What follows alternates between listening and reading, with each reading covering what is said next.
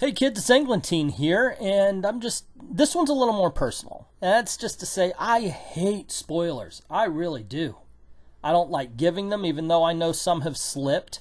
I try to make it so it's very easy to avoid, so I give a good spoiler warning before I say anything. And I'm really against spoilers because no matter what you're talking about, TV show, movie, comic book, whatever, it's always somebody's first time. And sure, I've heard the BS excuse, but it's been out for so many years. But the thing is movies, TV, comic books, everything is at our fingertips now. You want to watch an entire season of something, you can. You want to read books now, you get a freaking Comixology all you can eat for the Marvel books or something. Everything is available now.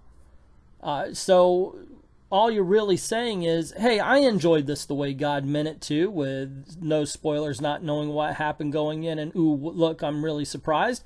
But you want to ruin it for the next person. Or at least that's the way I see it. I mean, I would have loved to have not known about some of the things. When I saw Citizen Kane, I heard the spoiler to that one a long time before I saw it. So there's there's always somebody who has come to the table late. And usually the only reason why they're late is an accident of birth. That's it. It's just the time they were born. And I understand there are people who can spoil the heck out of things for themselves and still enjoy it. My brother's one of those people. He'll read a script and be fine watching the movie. He'll hear about the secret of a book and still want to read all the way to the last page. That's fine. But keep it to yourself, is what I'm saying. There's no need to go out and say, hey, this is what happens, to people who don't want it. And anytime you do that without telling somebody first, it's very rude. And that's why when I was doing reviews, I would do the read and review. Let the comic book play so people can read it, and then do the review. Or at least do the review over the entire book so people have the option of turning down the sound and reading before they hear the review. Or now, the Marvel vs. DC, they're basically 30-second quick reviews with a lot of vague description, so you can still read the book and just get a feel of how it is. Is it bad or is it good? You don't need to know everything that happens in the book. And I doubt I would ever do one of those videos where they say, hey, Wonder Woman's got a new trailer. Let's go over every single frame of it and figure out the story before we get to the movie. I'm just not like that. I'm sorry, guys. As a matter of fact, I don't even need a trailer like that. Don't give me a trailer like the Superman Batman one where they showed us Wonder Woman and Doomsday and everything that's going to happen in the movie. Now, you want to know what an ideal trailer for me right now for Wonder Woman would be?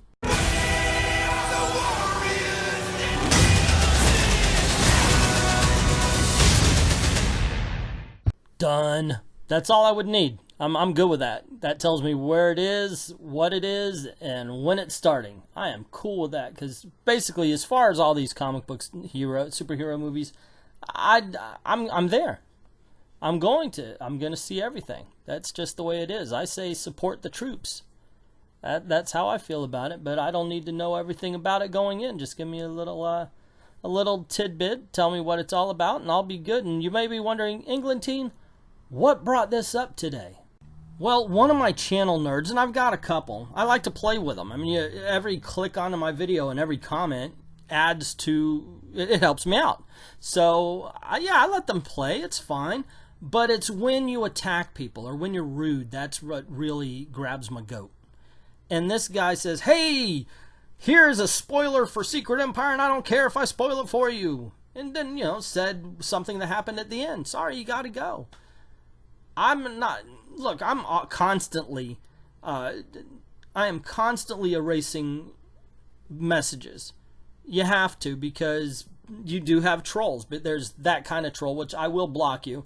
And then there's the trolls that are just trying to get a rise by being rude. They say the N-word, they call gay people the F-word, and yes, I say it like that because I'm not going to say it. It's rude. Won't have it. I don't like people like that. I don't like people on my channel. I understand that it's tough, but I try to keep this channel to have some sort of positivity when it comes to the hobby. I want this to be the place for people, oh yes, you love comics, I love comics, let's talk about comic books, that's fine. And yes, I know I go after the occasional bad comic. I've made it a career of going after America Chavez's comic book. I don't have anything against Gabby Rivera other than the bad writing. I don't know her as a person. Of course, I've seen her tweets. I don't know how she would be, but it doesn't look like we would ever be friends. But I don't really have anything against her. It's just the bad writing. But I know also that I could make a better channel and a more successful one if I talked about SJW stuff all the time. Two of my favorite channels, Captain Cummings and a new guy who actually now surpassed me in subscribers, is called Diversity in Comics. They are constantly talking about social justice warriors in comics. I want to talk about other things sometimes, but I know I can make it I can get more subscribers and get more views by doing the other way. I'm a little bit off topic, I apologize, but what I'm trying to say is even though I talk about that, I try not to be rude. When I talked about social justice warriors on a couple of videos, I said, please come in, enjoy, but leave the hate behind, because it's the hatred that's messing up the comics. Look at Nick Spencer. Nick Spencer cannot take credit. Anytime you look on his Twitter account, if you criticize, did I say credit? If you criticize him, he will attack you. It's just the simple way. And that's the kind of thing I'm trying to avoid, I guess. I don't know. So yeah, so this guy getting on and saying, haha, I'm going to spoil everything and I don't give a f***, what are you know, that just sat with me so wrong. So yeah, I tried to hide all of his messages and blocked so he couldn't do anything. That just ticked me off to no end. And I've had people flat out yell at me. I've had one guy that flat out said every opinion of mine is wrong and I need to quit because he didn't like my review of a Captain Marvel book that he never actually watched. He just read the headline. I don't know what you're gonna do. Anyway, I'm going off the rails here.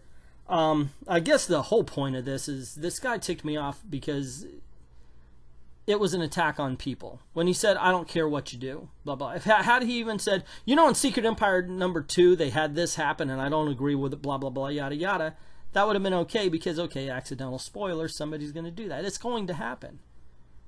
But to attack people, that I could not take that.